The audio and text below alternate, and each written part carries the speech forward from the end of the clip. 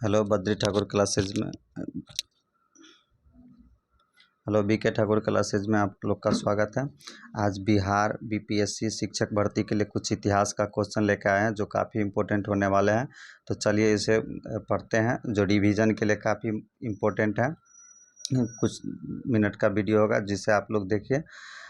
भारत में मानव का सर्वप्रथम साक्ष्य प्राप्त हुआ है। तो जब भारत में मानव का सर्वप्रथम साक्ष्य प्राप्त हुआ है, नर्मदा नदी घाटी से प्राप्त हुआ है। सर्वप्रथम प्राचीनतम अस्थाई जीवन के प्रमाण मिले हैं मेहरगढ़ से। अस्थाई जीवन का प्रमाण पूछेगा तो कहाँ से हो जाएगा? मेहरगढ़ से। ये काफ़ी इंपॉर्टेंट क्वेश्चन है, वीवीआई क्वेश्चन टिक लगा लीजिए और लीड कॉपी लेकर रखिए। जो काफ़ी इंपॉर्टेंट लगेगा उसे नोट कीजिए।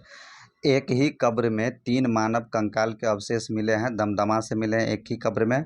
गर्त आवास के साक्ष्य प्राप्त हुआ है बुर्जहोम से। याद रखिएगा, गर्त आवास के साक्ष्य प्राप्त हुए हैं बुर्जहोम से प्राप्त हुए हैं। मानव के साथ कुत्ते को दफनाने का साक्ष्य प्राप्त हुआ है कहाँ से? बुर्जहोम से। मानव के साथ कुत्ते को साथ साथ दफनाया जाता था बुर्जहोम में। बहुत इंपॉर्टेंट है, कई बार एग्जाम में पूछ चुका है, इसीलिए इसे याद कीजिए। जूता हुआ खेत का साक्ष्य प्राप्त हुआ है आपको कालीबंगा से प्राप्त हुआ है। अग्निकुंड का साक्ष्य प्राप्त हुआ है कालीबंगन एवं लोथल दोनों जगह से। जोता हुआ खेत कालीबंगन से और अग्निकुंड का साक्ष्य प्राप्त हुआ है कालीबंगन एवं लोथल से। युग्म समाधियाँ का प्रमाण प्राप्त हुआ है कालीबंगन एवं लोथल से। युग्म समाधियाँ कालीबंगन और लोथल दोनों जगह से प्राप्त हुआ है। नक्काशीदार ईंटों का प्रयोग का साक्ष्य मिला है आपको कालीबंगन से। और नर्तकी की कांस्य मूर्ति का साक्ष्य प्राप्त हुआ है आपको मोहनजोदड़ो से। नर्तकी की कांस्य मूर्ति मोहनजोदड़ो से। और शवों को दफनाने की प्रथा का प्रचलन हुआ था हड़प्पा में, और शवों को जलाने का हो गया था मोहनजोदड़ो में। ये भी इम्पोर्टेंट है, दफनाया जाता था हड़प्पा में। वहाँ पे एक ट्रिक है, याद रखिएगा। हड़प्पा में हवड़ दफना दिया जाता था और मोहनजोदड़ो में जला दिया जाता था। अगले क्वेश्चन पे चलते हैं। नर्तकी की कांस्य मूर्ति तो आपको बता ही दिए मोहनजोदड़ो से, और शवों को दफनाने का हड़प्पा से, और शवों को जलाने का मोहनजोदड़ो से। 3 मुख वाले देवता की मूर्ति प्राप्त हुआ है आपको मोहनजोदड़ो से। 3 मुख वाले देवता की मूर्ति कहाँ से प्राप्त हुआ है? मोहनजोदड़ो से। और मिट्टी द्वारा निर्मित हल का साक्ष्य प्राप्त हुआ है आपको बनमाली से। मिट्टी द्वारा निर्मित हल कहाँ से मिले हैं? बनमाली से। ये भी काफ़ी इंपॉर्टेंट क्वेश्चन है। उन्नत जल प्रबंधन का साक्ष्य प्राप्त हुआ है आपको धौलावीरा से। उन्नत जल प्रबंधन धौलावीरा से। शैलकृत स्थापत्य के प्राचीनतम प्रमाण प्राप्त हुए हैं धौलावीरा से।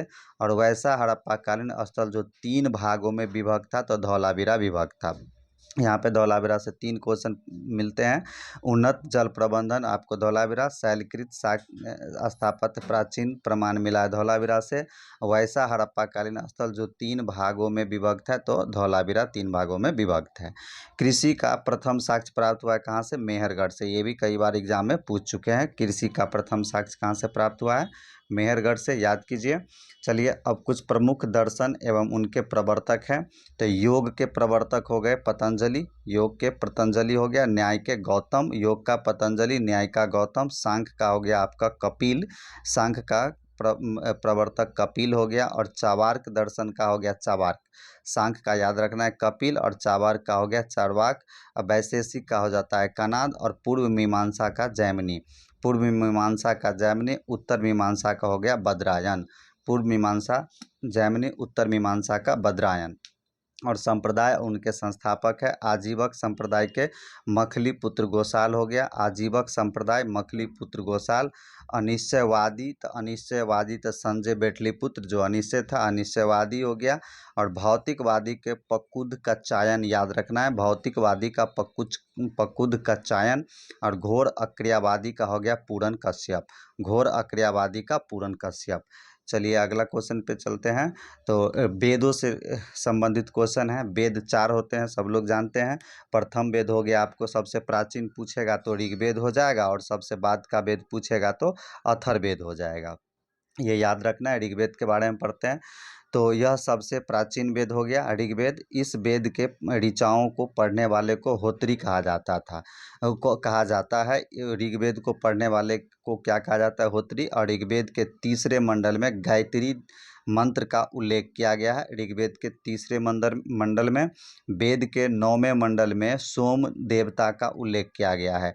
पूछेगा ऋग्वेद के केवें मंडल में सोम देवता का उल्लेख किया गया है, तो 9वें मंडल में किया गया है। ऋग्वेद के 10वें मंडल में 4 वर्ण यानी ब्राह्मण, क्षत्रिय, वैश्य और शूद्र का उल्लेख किया गया है। ये 4 वर्ण कार्य क्षेत्र के हिसाब से 4 वर्ण दिया गया है, ब्राह्मण, क्षत्रिय, वैश्य और शूद्र। याद रखना है, पूछेगा ब्राह्मण, क्षत्रिय, वैश्य और शूद्र ऋग्वेद के केवें मंडल में 4 वर्णों का उल्लेख किया गया है, तो 10वें मंडल में उल्लेख किया गया है। इस वेद में इंद्र के लिए 250 एवं अग्नि के लिए 200 ऋचाओं का उल्लेख किया गया है ऋग्वेद में। गोत्र शब्द का सर्वप्रथम उल्लेख ऋग्वेद में ही हुआ, और इस वेद में गाय के लिए अधन्य शब्द का प्रयोग किया गया है। अधन मतलब होता है न मारा जाने योग्य। ठीक है, दूसरा वेद पर देखते हैं, यजुर्वेद। यजुर्वेद, इसके ऋचाओं को पढ़ने वाले को अधर्यु कहा जाता है। यजुर्वेद को पढ़ने वाले को अधर्यु कहा जाता है। ऋग्वेद वाले को पढ़ने वाले को होत्री कहा जाता है। यज्ञों के नियमों एवं विधि का विधान का संकलन मिलता है इसमें, यजुर्वेद में। यज्ञ के नियम, विधि के विधान, ये सब मिलता है कहाँ पे? यजुर्वेद में। और बलिदान विधि का भी उल्लेख मिलता है आपको यजुर्वेद में, याद रखना है। और यह वेद एकमात्र वेद जो गद और पद दोनों में है, तो यजुर्वेद हो जाएगा। सामवेद, इसके ऋचाओं को पढ़ने वाले को उदात्री कहा जाता है। सामवेद के ऋचाओं को पढ़ने वाले को क्या कहा जाता है? उदात्री कहा जाता है, याद रखना है। और इस वेद को भारतीय संगीत का जनक भी कहा जाता है। ये क्वेश्चन बहुत बार पूछ चुका है परीक्षा में, इसलिए इसे बीवीआई कीजिए। सामवेद को पढ़ने वाले को उदात्री कहते हैं, और भारतीय संगीत का जनक सामवेद को कहा जाता है। और सबसे अंतिम वेद हो गया आपका अथर्ववेद हो गया। इस वेद में सर्वप्रथम औषधि का उल्लेख किया गया है। औषधि का उल्लेख अथर्ववेद में किया गया है। और सभा एवं समिति को प्रजापति की पुत्रियां कहा गया है अथर्ववेद में। सभा एवं समिति को प्रजापति की पुत्रियां अथर्ववेद में कहा गया है। वेदों की संख्या हो गया 4, आपको वेदांग हो गया 6। वेदों की संख्या 4, वेदांग का संख्या 6, और पुराणों की संख्या होता है 18, और उपनिषदों की संख्या होता है 108। रिवीजन के लिए ये वीडियो काफ़ी इम्पोर्टेंट है, इसे आप लोग एक बार ज़रूर देख लीजिए। बौद्ध धर्म के संस्थापक कौन थे? गौतम बुद्ध। बौद्ध धर्म के संस्थापक कौन थे? गौतम बुद्ध थे। और गौतम बुद्ध का जन्म 563 ईस्वी पूर्व लुम्बिनी, नेपाल में हुआ था। गौतम बुद्ध का जन्म कहाँ हुआ था? लुम्बिनी, नेपाल में हुआ था। इसकी मृत्यु 483 ईसा पूर्व कुशीनाड़ा, उत्तर प्रदेश में हुआ था। कुशीनाड़ा में हुआ था इसकी मृत्यु, याद रखना है। 563 ईस्वी पूर्व इनका जन्म हुआ था, और 483 ईस्वी पूर्व इनकी मृत्यु हो गई। ये 80 वर्ष जीवित रहे। इनके बचपन का नाम सिद्धार्थ था। इनके 6 वर्ष की कठिन तपस्या के उपरांत 35 वर्ष की आयु में फल्गु नदी के किनारे ज्ञान की प्राप्ति हुई।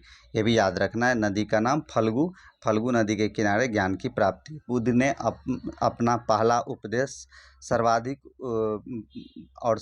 उपदेश सारनाथ में पहला उपदेश दिया था, और सर्वाधिक उपदेश श्रावस्ती में दिए थे, जहाँ के राजा थे प्रसेनजीत यहाँ के राजा थे। श्रावस्ती के राजा कौन थे? प्रसेनजीत, याद रखना है।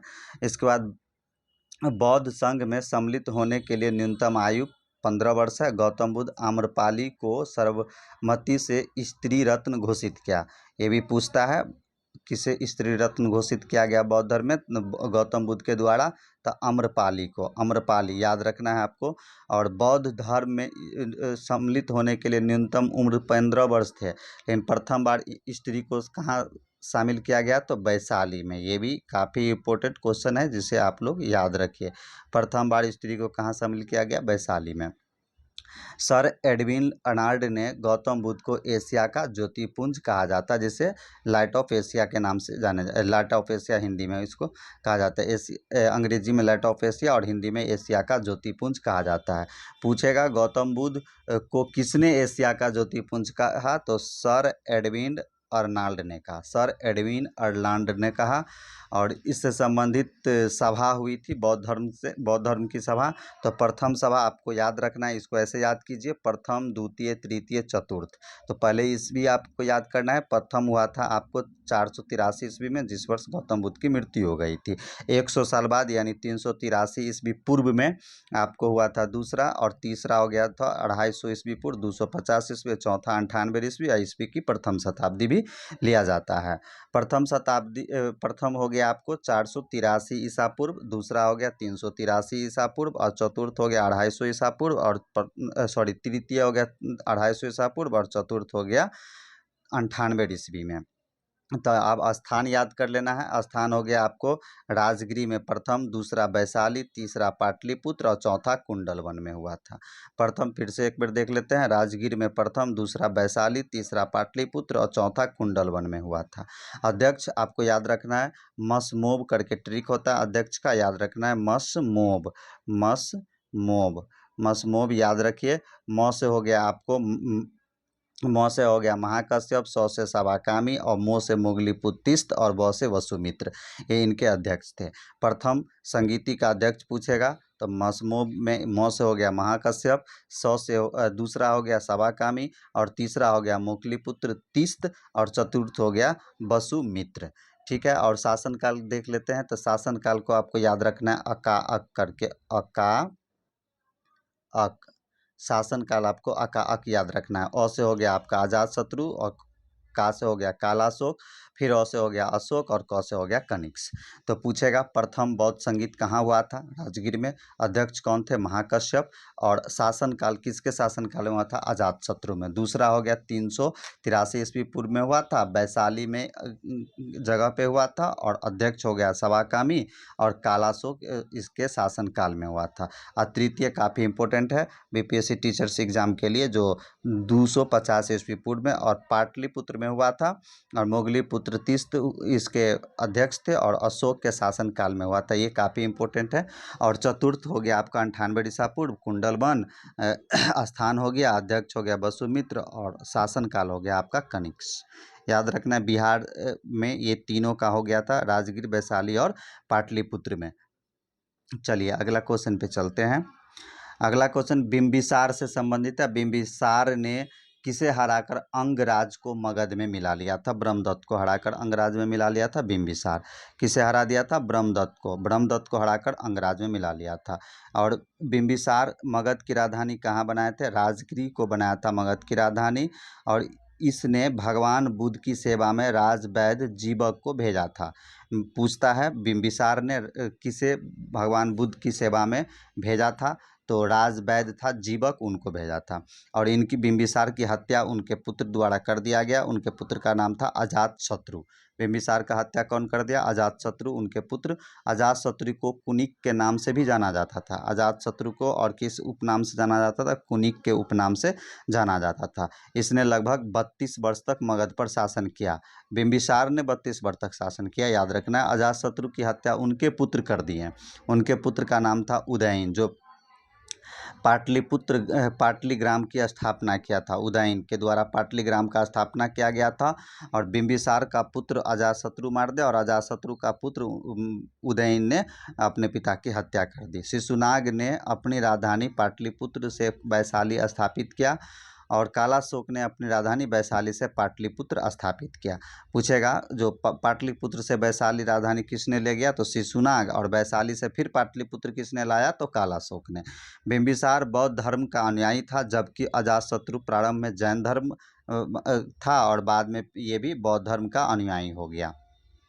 शिशुनाग का उत्तराधिकारी हो गया कालाशोक। शिशुनाग का उत्तराधिकारी कालाशोक हो गया। शिशुनाग वंश का अंतिम राजा नंदीवर्धन था। शिशुनाग वंश का अंतिम राजा नंदीवर्धन था। नंद वंश का संस्थापक हो गया महापदनंद। नंद वंश का संस्थापक महापदनंद। और नंद वंश का अंतिम शासक था आपको घनानंद। याद रखना है। चंद्रगुप्त मौर्य ने घनानंद को पराजित कर मौर्य वंश की स्थापना की। एक क्वेश्चन यहाँ से और बनता है, चंद्रगुप्त को घनानंद को पराजित करने में सहयोग किसने किया? तो चाणक्य ने सहयोग किया। याद रखना है आप लोग को। अगला क्वेश्चन है बिंदुसार का उत्तराधिकारी अशोक हुआ। बिंदुसार का उत्तराधिकारी मौर्य वंश से संबंधित है। बिंदुसार का उत्तराधिकारी कौन हुआ? अशोक हुआ। और 269 ईस्वी पूर्व में मगध की गद्दी पर बैठा। 269 ईस्वी में कौन बैठा? बिंदुसार। अपने राज्याभिषेक के समय वह अवंती का राज्यपाल था। अपने राज्याभिषेक के समय अवंती का राज्यपाल था। पुराणों में ये 269 ईस्वी में मगध की राजगद्दी पर अशोक बैठा और अपने राज्याभिषेक के समय वह अवंती का राज्यपाल था। पुराणों में अशोक को अशोक वर्धन कहा गया है। पुराणों में अशोक को अशोक वर्धन कहा गया है। मास्की एवं मास्की एवं गुर्जरा अभिलेख में इनका नाम अशोक मिलता है। मास्की और गुर्जरा में इसका नाम क्या मिलता है? अशोक मिलता है। भाब्रू अभिलेख में अशोक ने स्वयं को मगध का सम्राट बताया। पूछता है अशोक ने किस अभिलेख में मगध का सम्राट बताया स्वयं को? तो भाब्रू अभिलेख में। अशोक अपने राज्याभिषेक के 10वें वर्ष में बोधगया गया और 20वें वर्ष में लुबनी की यात्रा किया। 10वें वर्ष में बोधगया गया राज्याभिषेक के बाद और 20वें वर्ष में कहाँ गया? तो लुबनी गया। इसने 261 ईस्वी पूर्व में कलिंग पर आक्रमण कर उसकी राजधानी तोसली पर अधिकार कर लिया। पूछता है कलिंग की राजधानी कहाँ है? तो तोसली। कलिंग की राजधानी हो गया आपको तोसली। 261 ईस्वी पूर्व में कलिंग पर आक्रमण किया था और राजधानी पर अधिकार कर लिया।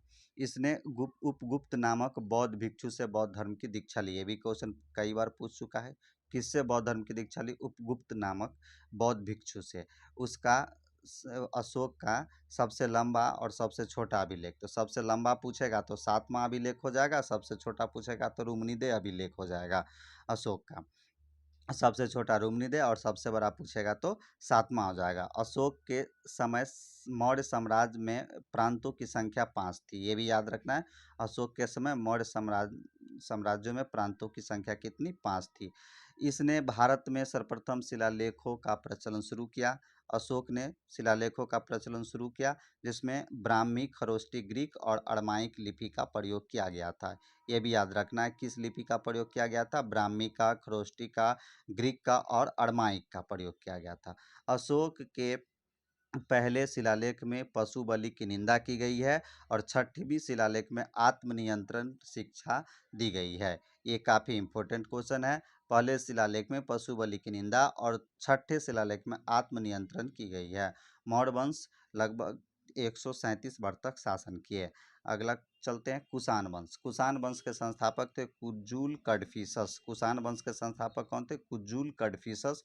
और कुषाण वंश का सबसे प्रतापी राजा कनिष्क थे। कुषाण वंश के सबसे प्रतापी राजा कौन थे? कनिष्क। इसकी प्रारंभिक राजधानी पुरुषपुर एवं द्वितीय राजधानी मथुरा थी। पूछेगा कुषाण वंश की द्वितीय राजधानी कहाँ थी? तो मथुरा थी, जो सूती वस्त्र के लिए फेमस थे। और इसने 78 ईस्वी में शक संवत की शुरुआत की जिसका प्रयोग वर्तमान में भारत सरकार द्वारा किया जाता है। 78 ईस्वी में शक संवत का शुरुआत किया जिसका प्रयोग वर्तमान में भारत सरकार करते हैं। इसके दरबार में आयुर्वेद के विद्वान चरक रहते थे। चरक किसके दरबार में रहते थे? कनिष्क के दरबार में रहते थे। बुद्ध चरित्र की रचना अश्वघोष ने की जो कनिष्क के दरबार में रहते थे। बुद्ध चरित्र की घोषणा किसने किया? अश्वघोष ने, जो कनिष्क के दरबार में रहते थे। गांधार शैली एवं मथुरा शैली का सर्वाधिक विकास कनिष्क के शासनकाल में हुआ है। ये भी काफ़ी इंपॉर्टेंट है। कहेगा गांधार शैली और मथुरा शैली का विकास सर्वाधिक किसके शासनकाल में हुआ है? तो कनिष्क के शासनकाल में हुआ है। प्रसिद्ध रेशम मार्ग का प्रारंभ कनिष्क ने करवाया था। रेशम मार्ग का निर्माण भी प्रारंभ भी कनिष्क ने करवाया था। कुषाण वंश के समय ही सर्वप्रथम बुद्ध की खड़ी प्रतिमा का निर्माण हुआ।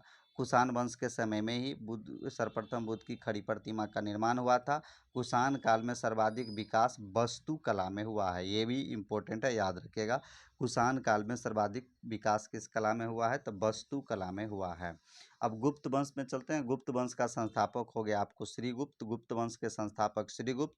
गुप्त वंश का प्रथम महान सम्राट हुए थे चंद्रगुप्त प्रथम। चंद्रगुप्त प्रथम इसने महाराजा धीराज की उपाधि धारण की थी। पूछेगा महाराजा धीराज की उपाधि किसने धारण किया? तो चंद्रगुप्त प्रथम ने। इसने गुप्त संवत की प्रारंभ किया। गुप्त संवत किसने प्रारंभ किया? तो चंद्रगुप्त प्रथम ने प्रारंभ किया। चंद्रगुप्त प्रथम का उत्तराधिकारी हो गया आपको समुद्रगुप्त। चंद्रगुप्त प्रथम का उत्तराधिकारी समुद्रगुप्त, जो भारत का नेपोलियन तथा कविराज भी कहा जाता है। जिसे भारत का नेपोलियन किसे कहता है, तो समुद्रगुप्त को कहा जाता है। और इसका दूसरा उपाधि हो गया कविराज। इसने परम भागवत की उपाधि धारण की थी। चंद्रगुप्त प्रथम महाराजा धीराज की उपाधि धारण की थी और समुद्रगुप्त परम भागवत की उपाधि धारण की थी। इंपॉर्टेंट है, इसे याद कर लीजिएगा। इसके दरबार में प्रसिद्ध कवि हरिसेन रहते थे। पूछेगा हरिसेन किसके दरबार में रहते थे, तो समुद्रगुप्त के दरबार में हरिसेन रहते थे। समुद्रगुप्त का उत्तराधिकारी हुआ आपको चंद्रगुप्त द्वितीय। समुद्रगुप्त का उत्तराधिकारी कौन हुआ, चंद्रगुप्त द्वितीय। इसके शासनकाल में फाहियान भारत आया था। ये पूछता है किसके शासनकाल में फाहियान भारत आया था, तो चंद्रगुप्त द्वितीय के शासनकाल में। और हर्षवर्धन के शासनकाल में हेनसोंग आए थे। याद रखना है आप लोग को। चंद्रगुप्त द्वितीय का उत्तराधिकारी हो गया आपको कुमारगुप्त। इसने नालंदा विश्वविद्यालय की स्थापना किया। पूछेगा नालंदा विश्वविद्यालय की स्थापना किसके द्वारा किया गया, तो कुमारगुप्त के द्वारा किया गया। 5वीं शताब्दी में किया गया है। प्रसिद्ध सूरदर्शन झील का पुनरुद्धार किया है स्कंदगुप्त ने। और अंतिम गुप्त शासक विष्णुगुप्त थे। ये भी याद रखना है आपको, अंतिम गुप्त शासक। और प्रथम गुप्त शासक हो गया आपको चंद्रगुप्त प्रथम हो गया। ठीक है, अगला क्वेश्चन पे चलते हैं। पल्लव वंश। पल्लव वंश का संस्थापक हो गया सिंह विष्णु। और पल्लव वंश का संस्थापक सिंह विष्णु। इस वीडियो में इम्पोर्टेंट क्वेश्चन को ही कवर किया गया है, जो परीक्षा जो होने वाली है बीपीएससी टीचर्स के लिए, जो काफ़ी इम्पोर्टेंट है। इसको एक बार रिवीजन कर लीजिएगा। तो पल्लव वंश का संस्थापक सिंह विष्णु हो गए। इस वंश की राजधानी कांचीपुरम थी। पल्लव वंश के राजधानी कहाँ थी, कांचीपुरम। और मत विलास प्रहसन के लेखक महेंद्र वर्मन फर्स्ट इसी वंश के से संबंधित थे। महाबलीपुरम के एकाशम रथ मंदिर का निर्माण किसने करवाया, तो पूछता है नरसिंह वर्मन प्रथम ने करवाया है। महाबलीपुरम के रथ मंदिर का निर्माण किसने करवाया, नरसिंह वर्मन प्रथम ने करवाया है। इसने वतापी कुंड की उपाधि धारण कर रखी थी। नरसिंह वर्मन प्रथम की कौन सा उपाधि धारण कर रखा था, वतापी कुंड का। सांची स्थित कैलाश मंदिर का निर्माण करवाया था नरसिंह वर्मन द्वितीय। कैलाश मंदिर पूछेगा तो नरसिंह वर्मन द्वितीय हो जाएगा, जो सांची में अवस्थित है। महाबलीपुरम के रथ मंदिर पूछेगा तो नरसिंह वर्मन प्रथम हो जाएगा। याद रखना है। प्रसिद्ध पुस्तक 10 कुमार चरित्र के लेखक दंडी इन्हीं के दरबार में रहते थे। दंडी रहते थे किसके दरबार में, तो नरसिंह वर्मन द्वितीय के दरबार में रहते थे। दंडी नरसिंह वर्मन द्वितीय के दरबार में रहते थे, जिसके द्वारा 10 कुमार चरित्र पुस्तक लिखा गया है। चलिए अगला क्वेश्चन पे चलते हैं। मौर्य वंश के स्थापना चंद्रगुप्त मौर्य ने किए थे। मौर्य वंश के संस्थापक कौन थे, चंद्रगुप्त मौर्य थे। और जस्टिन ने चंद्रगुप्त मौर्य को सेंड्रोकोटस कहा था। पूछता है चंद्रगुप्त मौर्य को सेंड्रोकोटस किसने कहा, तो जस्टिन ने कहा था। मुद्राक्षस में चंद्रगुप्त मौर्य के लिए ब्रिसल शब्द का प्रयोग किया गया मुद्राक्षस में। और चाणक्य चंद्रगुप्त मौर्य का प्रधानमंत्री था। इससे पहले भी हम बताएं घनानंद को हराने में चंद्रगुप्त को किसने मदद किया, तो चाणक्य ने मदद किया था।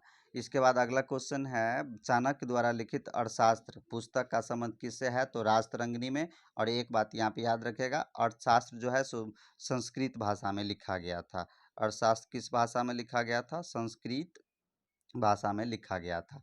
अगला क्वेश्चन है आपको, चंद्रगुप्त ने 305 ईस्वी में सेल्यूकस निकेटर को हराया। और सेल्यूकस निकेटर का राजदूत मेगास्थनीज चंद्रगुप्त मौर्य के दरबार में आया था। सेल्यूकस निकेटर का राजदूत था मेगास्थनीज। पूछता है मेगास्थनीज किसके राजदूत के रूप में चंद्रगुप्त मौर्य के दरबार में आया था, तो सेल्यूकस निकेटर के राजदूत के रूप में। इंडिका पुस्तक की रचना मेगास्थनीज ने किया है। और चंद्रगुप्त मौर्य जैन धर्म का अनुयायी था। इसने भद्रबाहु से जैन धर्म की दीक्षा ली थी। ये भी पूछता है जो चंद्रगुप्त मौर्य को जैन धर्म की दीक्षा किसने दिया, तो भद्रबाहु ने दिया। और चंद्रगुप्त मौर्य का उत्तराधिकारी हो गया बिंदुसार। चंद्रगुप्त मौर्य का उत्तराधिकारी बिंदुसार हुआ, जिसे अमित्र घात के नाम से जाना जाता है। इसे वायु पुराण में भद्रसार भी कहा जाता था। और जैन धर्म में सिंहसेन कहा गया है। बिंदुसार को वायु पुराण में भद्रसार, जैन धर्म में सिंहसेन कहा गया। बौद्ध विद्वान तारानाथ ने बिंदुसार को 16 राज्यों का विजेता बताया है। बिंदुसार को 16 राज्यों का विजेता किसने बताया, तारानाथ ने बताया है। याद रखना है। अब अगला क्वेश्चन है, महावीर के बचपन का नाम, महावीर के बचपन का नाम जैन धर्म से संबंधित है। महावीर के बचपन का नाम हो गया वर्धमान। इन्होंने 30 वर्ष की आयु में सन्यासी जीवन को स्वीकार किया और 12 वर्ष की कठिन तपस्या पर ऋजुपालका नदी के तट पर साल वृक्ष के नीचे ज्ञान की प्राप्ति हुई। महावीर ने अपने शिष्यों को 11 गंधर्वों में विभाजित किया। महावीर पुनर्जन्म एवं कर्मवाद में विश्वास रखते थे।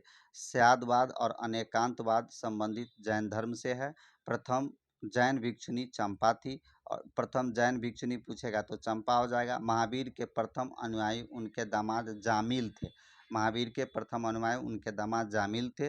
प्रथम संगीत हो गया आपको जैन संगीति, प्रथम हो गया 300 ईस्वी पूर्व में, और दूसरा हो गया 512 ईस्वी पूर्व में। प्रथम पूछेगा कहाँ पे स्थान पूछेगा तो पाटलिपुत्र, और दूसरा पूछेगा तो वल्लभी, गुजरात में है। प्रथम का अध्यक्ष हो गया अस्तुलभट्ट, दूसरा का हो गया क्षमाश्रवण। प्रथम का अध्यक्ष कौन हो गया? अस्तुलभट्ट, और दूसरा का हो गया आपको क्षमाश्रवण।